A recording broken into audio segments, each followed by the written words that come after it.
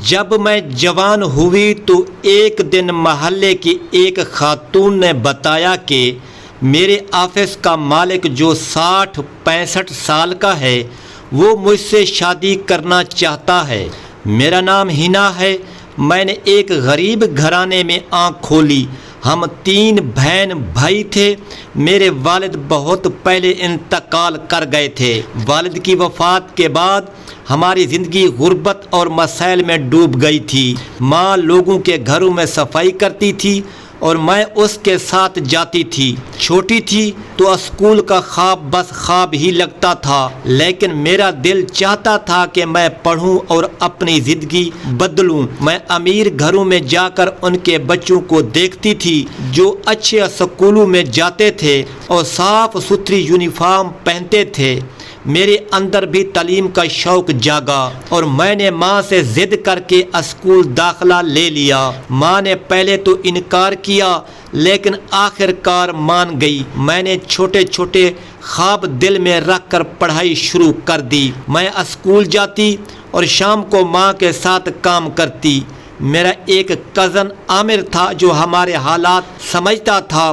وہ محلے کا ایک شریف لڑکا تھا اور میری ماں چاہتی تھی کہ میری شادی عامر سے ہو جائے، لیکن میرے دل میں ہمیشہ یہ خواہش تھی کہ کوئی ایسا آئے جو مجھے غربت سے نکال کر بہتر زندگی دے سکے۔ میں چاہتی تھی کہ میری زندگی کا معیار وہی ہو جو ان امیر لوگوں کا ہے جن کے گھروں میں ہم کام کرتے تھے۔ میں نے عامر کو کبھی برا نہیں سمجھا، لیکن مجھے لگتا تھا کہ اگر میں اس سے شادی کروں گی تو وہی غربت کا چکر چلے گا۔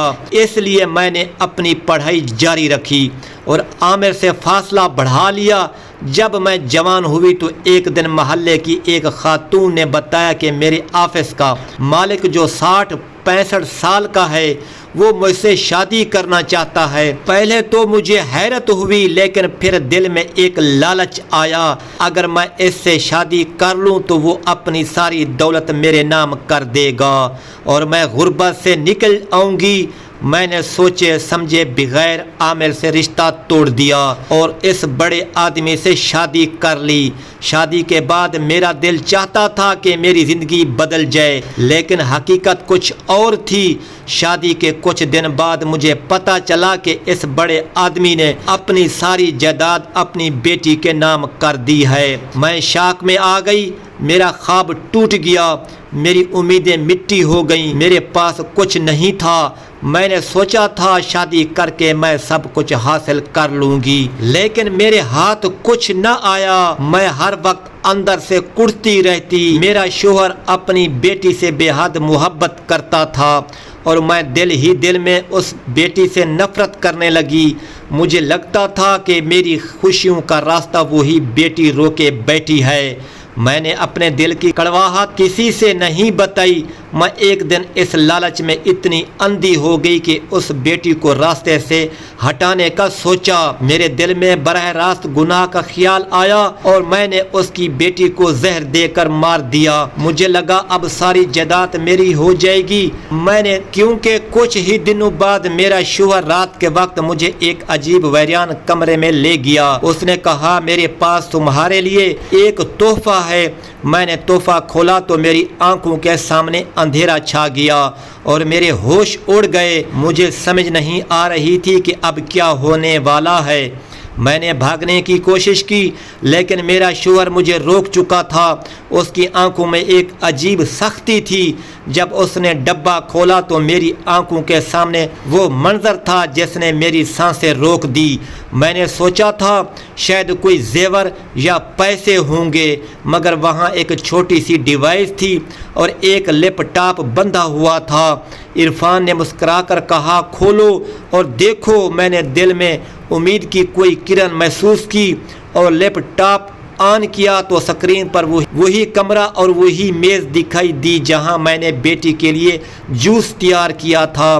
میں نے ہاتھ جوڑ کر کہا یہ کیا ہے؟ یہ غلط فہمی ہے، مگر اسی لمحے سکرین پر میری حرکتیں چلنے لگی۔ وہ لمحہ جب میں نے جوس میں 2 بار تھوڑا سا ڈال دیا تھا، پھر دودھ میں ایک اور بار میں نے آنکھیں بند کر کے دعا مانگی اور سوچا کہ یہ سب میری قسمت بدل دے گا۔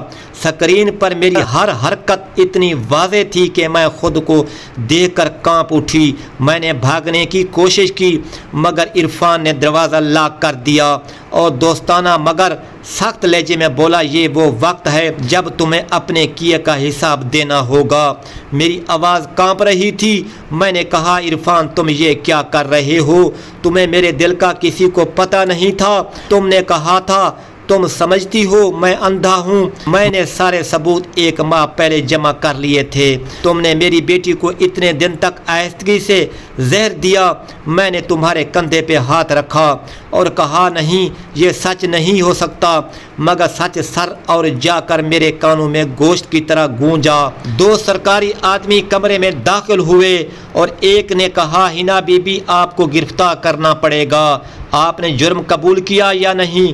میں نے چیخ کر کہا، میں نے کچھ نہیں کیا، مگر لیپ ٹاپ پر چلنے والی ویڈیو اور خالص تحقیق نے میری ہر بات دفن کر دی۔ فوراً پولیس اہلکاروں نے مجھے ہاتھ کڑیاں پہنا دی۔ میری جان نکل گئی، جیسے زمین میرے پاؤں تلے سے کھسک گئی ہو۔ رو پڑی۔ عرفان نے سرد آنکھوں سے دیکھا اور بولا، تم نے جو انجام چاہا خود بھی وہی دیکھو۔ میں نے ہاتھ جوڑ کر کہا، مگر عرفان نے کوئی رحم نہیں دکھایا۔ فوج کے اندر افسران نے تمام ثبوت عدالت میں پیش کر دیے تھے۔ گواہوں نے بیان دیا اور ویڈیوز نے واضح کر دیا کہ میں نے واقعی جوس اور دودھ میں زہر ملایا تھا۔ عدالت نے مجھے سخت سزائیں سنائیں۔ مجھ پر مقدمہ چلنے لگا۔ میں اس وقت پہلی بار سمجھ سکی کہ لالچ اور جھوٹ کا انجام کیا ہوتا ہے۔ عدالتی کارروائی نے میری زندگی کا سب سے بڑا فیصلہ سنا دیا۔ مجھے عدالت نے 12 تا 24 سال تک قید کی سزا سنا دی اور میرے پاس اب کوئی راستہ نہیں تھا۔ میں جیل کی سرد دیواروں میں جا گری۔ میں نے ہر رات اپنے کیے کے بارے میں سوچا اور پچھتاوے کے آنسو بہائے۔ میرے اندر ایک خالی پن رہ گیا تھا۔ عرفان نے عدالت میں کہا تھا کہ اس کا مقصد انصاف ہے، میری بیٹی کی بے گناہی واپس لانا ہے، اور وہ انصاف ملا۔ میں جیل کے دنوں میں جب رات کو آنکھ کھلتی تو ساری غلطیاں میری نظروں کے سامنے کھڑی ہوتی تھی۔ میں نے خود سے وعدہ کیا کہ اگر باہر نکلی تو زندگی بدل دوں گی، مگر جیل کی زندگی نے مجھے ہر چیز سے محروم کر دیا۔ باہر عرفان کی بیٹی کے گھر میں سکون تھا اور وہ پڑھائی میں آگے بڑھ کر کامیاب ہو گئی۔ اس کے مسکان دیکھ کر کبھی کبھی میرا دل ٹوٹ جاتا تھا۔ میری عمر میں وہ دن بہت تیزی سے بدل گئے۔ میں نے اپنے کیے پر سیکھا، سزا بھگتی۔ اس کہانی نے شہر میں سب کو خاموش کر دیا۔ جو لوگ پہلے میرے بارے میں اچھے کہہ رہے تھے وہ بھی رک گئے تھے۔ میری سزا نے مجھے سکھایا کہ دولت اور آسائش کا لالچ انسان کو کس گہرے اندھیرے میں لے جاتا ہے اور بے عزتی کتنی جلدی آتی ہے۔ میں نے اندھیرے میں بیٹھ کر خود سے پوچھا، کیا میری زندگی پھر واپس آئے گی؟ شاید نہ ہو، مگر جب عدالت نے صبح عدالت سے فیصلہ سنا کر واپس بھیجا تو عرفان کی بیٹی نے مجھے ایک بار دیکھا اور آنکھوں میں حوصلہ اور سکون تھا۔ وہ اب آزاد تھی اور اس کی زندگی واپس پلٹ چکی تھی۔ میں نے جیل کی کھڑکی سے باہر جھانک کر دیکھتے ہوئے ایک بار پھر سوچا کہ صبر کے ساتھ سچ کا راستہ جھوٹا نہیں ہوتا، مگر اس سچ کے لیے کتنے لوگ جھیلا کرتے ہیں۔ یہ کہانی یہاں ختم نہیں ہوتی، مگر یہ بات میرے لیے سکھ اور عبرت بن گئی تھی۔ قید کے دن گزرتے رہے، میں نے ہر رات اپنے کیے کا حساب کیا اور آنکھوں میں آنسو لیے اللہ سے معافی مانگی۔ ایک صبح وہ خبر آئی جس نے میرے اندر کی امید کو ہلکا سا جگایا۔ میرے وکیل نے کہا کہ اپیل منظور ہو گئی ہے اور رہائی کے امکانات روشن ہیں۔ دل کی دھڑکن تیز ہوئی، مگر خوف بھی تھا، کہیں باہر نکل کر کون سی دنیا ملے گی۔ آخری دن جب قیدیوں کی فہرست میں میرا نام آیا تو میرے سینے میں ایسی لہر دوڑی جیسے کئی سال کا بوجھ اتر گیا ہو۔ باہر نکل کر پہلی بار میں نے آسمان کو دیکھا تو آنکھوں میں نم تھی، مگر دل میں ایک عجیب سی تکلیف بھی تھی۔ لوگ میری طرف دیکھ رہے تھے، میرے اندر شرم اور ندامت کی لہر تھی۔ میں نے گھر کا راستہ لیا، قدم ہلکے مگر دل بوجھل تھے۔ گھر پہنچ کر ماں کی جھکی ہوئی شکل اور بھائی کی خاموش آنکھیں دیکھ کر میری زبان بند ہو گئی۔ ماں نے میرے سر پر ہاتھ رکھا تو میں بے اختیار رونے لگ گئی۔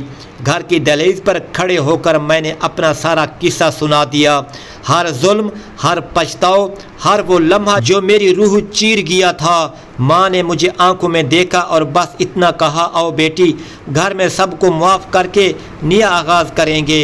اس دوران وہ جھوٹا رشتہ، وہ بوڑھا شوہر جس نے مجھے دھوکے میں جکڑا تھا، اس نے عدالت میں طلاق کی درخواست پر دستخط کر دیے۔ وہی آدمی جو پہلے میری قسمت بدلنے کا وعدہ لے کر آیا تھا، آج خالی ہاتھ نکل گیا۔ جب عدالتی کاغذات میرے ہاتھ میں آئے تو ایک عجیب سکون ہوا، جیسے قید کی زنجیروں کے بعد روح کو آزادی ملی ہو۔ میں نے سوچا اب میں واپس جا کر اپنی زندگی دوبارہ سنواروں گی، مگر دل میں ایک نام بار بار گونج رہا تھا، عامر۔ عامر وہ تھا جو بچپن سے مجھے جانتا تھا، میری ہر کمزوری اور ہر ہنسی کو دل میں بسا کر رکھتا تھا۔ جب میں جیل میں تھی تب بھی اس کے فون کی کئی بار کالیں ریکارڈ پر تھیں، مگر میں نے کبھی کوئی جواب نہیں دیا۔ باہر آ کر ایک شام جب میں نے بازار کا رخ کیا تو اچانک ایک شکیلی آواز نے کہا، ہنا کیا تم ٹھیک ہو؟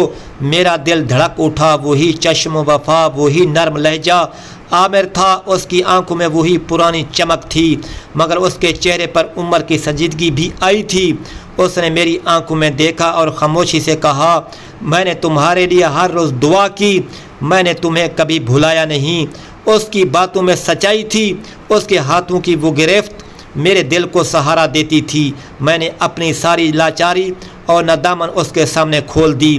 اس نے مجھے تسلی دی، نہ ملامت کی، بس میرے زخموں پر مرہم رکھا۔ عامر نے اپنے والدین سے بات کی، انہوں نے پہلے تو خاموشی اختیار کی، مگر عامر کے آنسو اور احساس نے سب کو بدل دیا۔ محلے والوں نے بھی میری ماضی کی کہانیاں گونگا سمجھ کر سنی، کسی نے داد نہ دی، مگر عامر نے ثابت کیا کہ وہ محبت وہ قوت ہے جو ٹوٹے ہوئے دل کو جوڑ دیتی ہے۔ ایک دن عامر میرے گھر کے صحن میں آیا، اس کے ہاتھ میں ایک چھوٹا سا پیکٹ تھا۔ وہ بولا، میں نے تمہارے بارے میں ہر دن سوچا ہے، میں نے اپنی ماں باپ سے بات کی ہے، اگر تم چاہو تو میں تمہیں اپنی زندگی میں لے لوں گا، میں تمہیں عزت دوں گا اور تمہاری حفاظت کروں گا۔ میں نے اس کے چہرے پر جھلکتی سچائی دیکھی اور آنکھوں سے آنسو نکل آئے۔ میں نے سر ہلا کر کہا، مجھے وقت دو، مگر دل نے پہلے ہی ہاں کہہ دی تھی۔ عامر نے محلے والوں کے سامنے آنکھ اٹھا کر کہا کہ وہ میرے ساتھ زندگی گزارنے کا فیصلہ کر چکا ہے۔ اس کی والدہ نے آہستگی سے سر ہلایا اور دل ہی دل میں دعا کی۔ شادی کی تیاریوں میں سادگی تھی، مگر دل کا جشن بہت بڑا تھا۔ میں نے سوچا تھا کبھی روٹی سے بھری بھوک سے لڑتی لڑکی یہ شان نہیں پا سکے گی، مگر آج میرے پاس وہ انسان تھا جو میری عزت کو سب سے اوپر رکھتا تھا۔ شادی کا دن آیا، ہم نے بڑے سادگی سے عقد کیا۔ عامر نے ہاتھ میں ہاتھ دیا اور کہا، ہنا تو نے جو تکلیف اٹھائی میں نے وہ دیکھی ہے، مگر آج میں وعدہ کرتا ہوں کہ تیری آنکھوں میں جو آنسو آئیں گے وہ خوشی کے ہوں گے۔ میں نے اس کے کندھے پر سر رکھا اور رو رو کر کہا، میں نے بہت گناہ کیے ہیں، مگر تم نے مجھ کو قبول کیا ہے، تم نے مجھے نیا آغاز دیا ہے۔ زندگی نے ہمیں چیلنج دیے، مگر عامر نے ہر بار میرا ہاتھ مضبوطی سے تھام لیا۔ اس نے میری تعلیم جاری رکھنے کی حوصلہ افزائی کی۔ میں نے دوبارہ کتابیں کھولی اور پڑھائی کے جذبے کو زندہ کیا۔ محض ایک عورت کے طور پر میری ساری پہچان دوبارہ بننے لگی۔ جب بھی کوئی میرے بارے میں کچھ کہتا، عامر میرے لیے دیوار بن جاتا۔ وہ راتیں جب میں اٹھ کر روتی تو وہ خاموشی سے بیٹھ کر میری پیشانی پر ہاتھ رکھتا اور کہتا، جو گزرا اسے پیچھے چھوڑ دو۔ ایک شام جب ہم بیٹھے تھے، عامر نے مجھ سے کہا، تم نے جو مصیبتیں جھک کر برداشت کی، آج وہ کسی اور کے لیے سبق ہے۔ تمہاری قربانی نے کسی اور کی قسمت بدل دی ہے۔ تم نے جو دکھ سہے وہ ہمیں مضبوط بنایا ہے۔ میں نے سر جھکایا اور کہا، میری زندگی اب تمہارے سبب ہی مکمل ہے۔ وقت نے زخم بھر دیے اور وہ سیاہ یادیں دھندلانے لگیں۔ میں نے اپنے اندر اپنے کیے کا پچھتاوا رکھا، مگر عامر نے سچائی اور محبت کے ذریعے وہ پچھتاوا مٹایا۔ ہماری محنت نے نہ صرف ہماری ذاتی زندگی کو بہتر کیا، بلکہ محلے کے لوگوں کی سوچ بدل دی۔ جو لوگ پہلے ہمیں گالی دیتے تھے آج وہ ہماری عزت کرنے لگے تھے، کیونکہ انہوں نے دیکھا کہ سچی محبت اور ایمانداری بکری نہیں بلکہ انسان کی جان ہے۔ آخر کار جب میں نے اپنے والدین کے لیے چھوٹا سا گھر بنوا کر دیا تو ماں کی آنکھوں میں خوشی کے آنسو تھے۔ بھائی نے کہا تم نے ہمیں عزت دی، اور عامر نے سر جھکا کر کہا میں نے ایک وعدہ پورا کیا۔ ہم نے مل کر دعا کی کہ بس زندگی میں ایمان اور محبت کے سائے رہیں۔ کہانی کا انجام یہ ہوا کہ وہ عورت جو کبھی لالچ اور غلط فیصلوں کی بھینٹ چڑھی تھی آج ایک نیک گھر کی بیوی بن چکی تھی۔ میں نے جو غلطیاں کی ان کا بوجھ دل میں رکھا، مگر اس بوجھ کو عامر نے محبت اور حوصلے سے ہلکا کیا۔ زندگی نے سکھایا کہ انسان کا اصل امتحان اس کی غلطیوں کے بعد کا راستہ ہوتا ہے، اور جو سچائی کے ساتھ کھڑا رہے وہ کبھی تنہا نہیں رہتا۔